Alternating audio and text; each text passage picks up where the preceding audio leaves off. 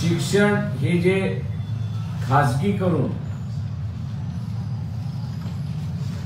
शिक्षण महर्षींनी कैदी केलेलं आहे। शिक्षणासाठी प्रचंड मोठ्या प्रमाणात विद्यार्थी हा परदेशामध्ये जातो आणि अर्थव्यवस्थेवरती ती एका प्रकारचा बोजा आहे, ड्रेन आहे असा मी त्या ठिकाणी मानतो।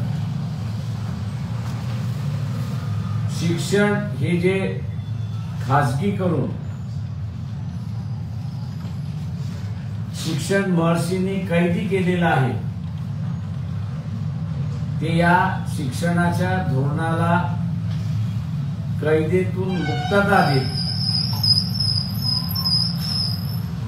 शिक्षण सरकार आणि पब्लिक इन्स्टिट्यूशन याचं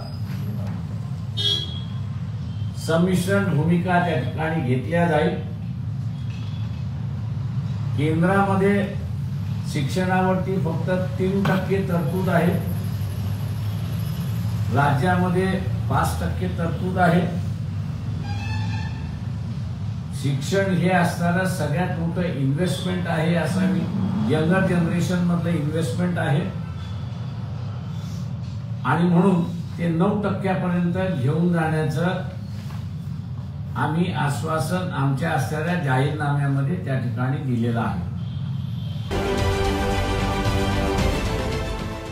देश विदेशातील प्रत्येक घडामोडींचे लाईव्ह अपडेट मिळवण्यासाठी आता साम टीव्हीच्या सर्व सोशल मीडिया प्लॅटफॉर्मला लाईक, फॉलो आणि सबस्क्राईब करा।